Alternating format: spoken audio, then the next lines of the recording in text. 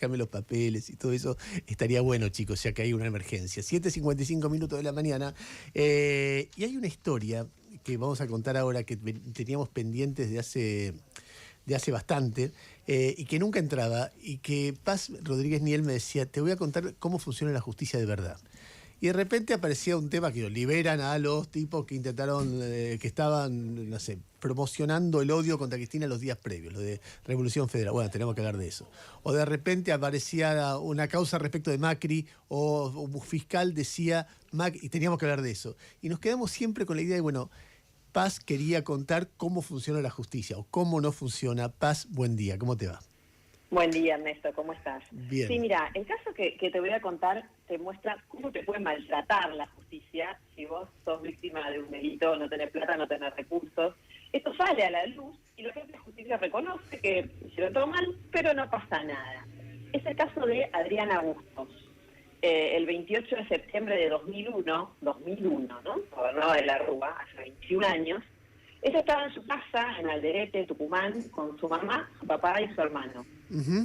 Entraron a robarle. Perdón, ¿en qué fecha? Perdóname. 28 de septiembre de 2001. Ajá. Estaba esta mujer con su papá y su hermano en su casa en Tucumán. Ella tenía 23 años y estaba embarazada de 4 meses. Un hermano de 21 que estudiaba el profesorado de matemáticas y su papá de 67. Ellos vivían en una casa humilde, en Alderete, que tenía en el fondo un aserradero en el que trabajaban el hermano y el padre, que hacían cajones de fruta. Además, esa noche tenían una entrega y estaban trabajando 2 personas más en el aserradero. Era de noche tarde, el padre, el hermano de Adriana y su mamá estaban en la cocina, despiertos, cuando escuchan un grito. Don Bustos, me cuenta Adriana, ¿no? Mi hermano se cortó la mano. Gritan, eran 2 hermanos los que estaban trabajando en el aserradero. En ese momento, entonces, el hermano de Adriana sale corriendo a ver qué había pasado, preocupado por esta situación, y dice Adriana, escucha un grito desgarrador de su hermano y un cerrá la puerta, papá. Pero, dice Adriana, ya se nos habían metido dentro de nuestra casa. Y ahí cuenta ella que un tipo empieza los tiros, le pegan un tiro al padre, el padre estaba tirado en el suelo, sale la madre detrás de los hombres, y en ese momento entra el hermano de Adriana, se tira al suelo al lado del padre, le dice aguantá, papá, y ahí se dan cuenta de que el hermano también estaba herido, le habían tirado 2 tiros por la espalda, cuenta Adriana. Mueren su padre y su hermano esa misma noche, y Adriana, embarazada de 4 meses, y su madre se quedan solas. El único recurso que tenían era el aserradero y además cosechaban algunas verduras. El aserradero lo tenían que cerrar, ya no tenían margen para seguir trabajándolo. Y empieza la causa penal para investigar qué es lo que había pasado. O sea, gente de laburo, gente bastante humilde. Sí. Para fortuna de los investigadores que quisieran investigar el caso, resulta que el hermano de Adriana logra sacarle la capucha que tenía puesto uno de los hombres que habían entrado en su casa y justo antes de morir dice quién es, lo reconoce. Ese es Bolicato, dice. Bolicato era el sobrenombre de un tipo que se llamaba Paz, que fue uno de los acusados en esa causa. Y bueno, rápidamente, ya ese mismo día, dice la causa, estuve viendo el expediente, identifican a 2 principales acusados, que son Bolicato y un hombre que se llama Cisneros, que le decían Lágrimas. Una causa bastante fácil. O sea, espera, recopilemos un poquito. Esta historia empieza en el 2001, es una historia que está contando Paz sobre cómo funciona la justicia. Donde una familia que era dueña de un pequeño aserradero y una pequeña explotación, como si fuera verduras, cosechaban verduras, estaba tranquilo en su casa, entran 2 personas para robar y matan a 2 de los miembros de esa familia, al papá y a la mamá y al hermano también, ¿no? No, matan al hermano y al padre. Al hermano y al Adriana padre. sola con su madre. Claro, a partir de ahí, en medio de los forcejeos, puede identificar a quiénes son las personas que los agredieron. Exactamente, a uno de ellos que es Bolicato. Estamos hablando hace 21 años.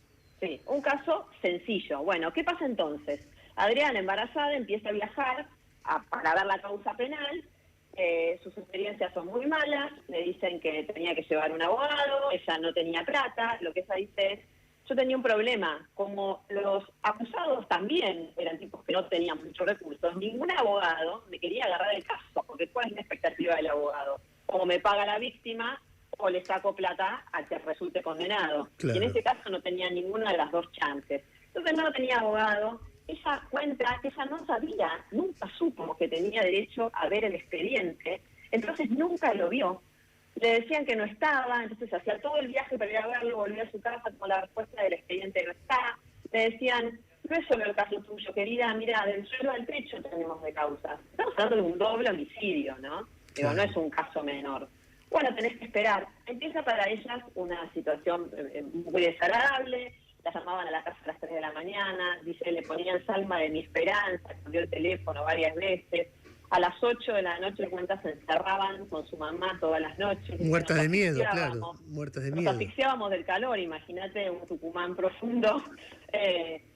Y nunca tienen ninguna respuesta de la justicia. Y en un momento ellas empiezan a tomar nada, van abandonando el caso naturalmente, no sabían a quién recurrir, cómo. La madre muere en 2019. El año pasado, 20 años después, se hace el juicio de este caso. 20 años después. 20 condenan a ver, dale. A 2 personas, a Lágrima y a Bolicato. Bolicato, el hombre que había identificado la misma noche, 20 años antes, uno de los chicos asesinados. Los condenan a 18 y 15 años. O sea, evidentemente el tema era grave, ¿no? Pero este año sale un fallo de la Corte de Tucumán que deja sin efecto la condena. O sea, pasan 20 años, el año pasado se los condena, y este año la justicia dice, no, esa condena no son válidas porque se venció el plazo razonable. Increíble. El plazo razonable. O sea, ¿qué es lo que dice? La justicia demoró demasiado. La acción del Estado se extinguió, cosas que son ciertas, ¿no? Se perdió la posibilidad de condenar porque los acusados tienen derecho a tener una sentencia definitiva en un tiempo lógico. Increíble. Esto surge de tratados internacionales de jerarquía constitucional. Estamos de acuerdo, sin ninguna duda. El tema es, ¿y de quién es la culpa? Bueno, el fallo de la Corte de Tucumán no identifica a nadie. ¿Vos sabés que lo que...? Esto se había... Sí. No, decime, ¿qué? Esto se había planteado en el juicio. Claro, el año pasado, cuando decidió hacerse el juicio oral, hay defensas que dicen, escuchame, ya pasaron 20 años, ahora se te vencieron todos los plazos, aunque el caso no esté formalmente prescripto.